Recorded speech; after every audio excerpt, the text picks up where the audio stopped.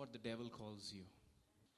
He's calling you by the oppression that he's releasing over your life.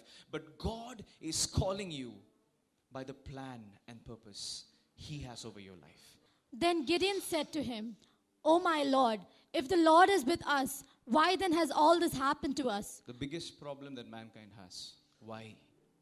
Gideon's life is so influenced by the oppression that he forgets the command that he received in the Old Testament that he is a promise-keeping God.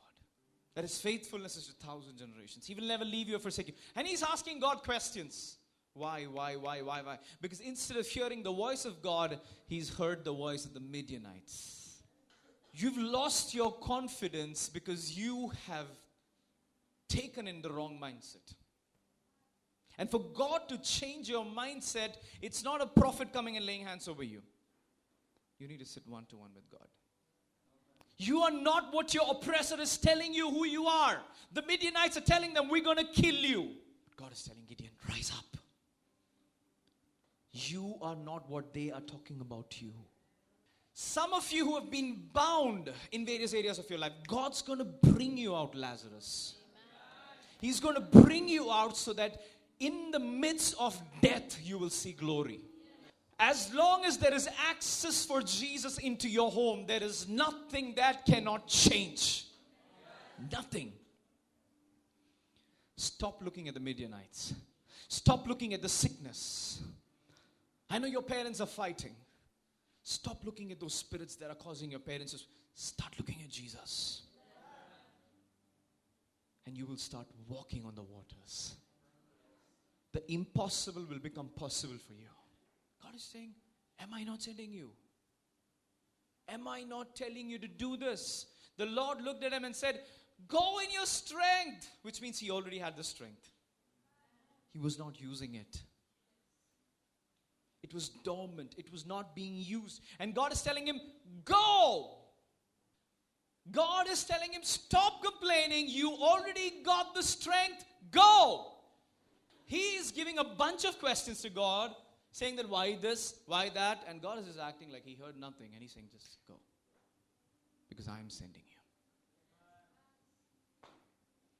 Every situation that you're facing today, you've been sent by God to raise a standard to the world and show them that this is what will happen if you dare to oppress me.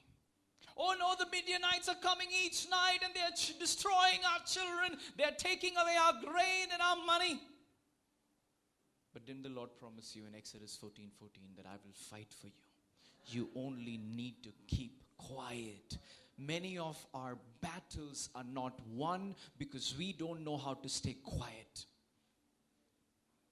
Many of our battles are lost because we don't know how to stop grumbling. Oh, for so many years I prayed. God is more concerned about the matter than you. And that's why he sent his only son to die even for that matter. He said to him, "O Lord, how shall I deliver Again. Israel?" I'm sure God would have said, oh no, not again. Aren't we like this often? When God gives a promise, but God, wait, but why that? What if I fail? That is the biggest thing that stops people. What if I fail? If you fail, God will pick you up. We'll see at that time. But don't stop the fear of failure from making you an attempt. You're a class apart. Gideon, God is calling you into a time where you listen to him. Then the angel of the Lord put out the end of the staff that was in his hand and touched the meat and the unleavened bread. And fire sprang up from the rock and consumed the meat and the unleavened bread. Then the angel of the Lord vanished from his sight. When Gideon saw that he was the angel of the Lord, he said, "Alas, O Lord God, for now I have seen the angel of the Lord face to face." The Lord said to him, "Peace to you, do not fear, you shall not die." Gideon had a face-to-face encounter with the supernatural. In the Old Testament, that was once in a while that a person would get a supernatural face-to-face, like how Moses spoke to God face-to-face. But in the new covenant, each day you can have a face-to-face encounter with God. how much more can you and I achieve and conquer on this planet Earth?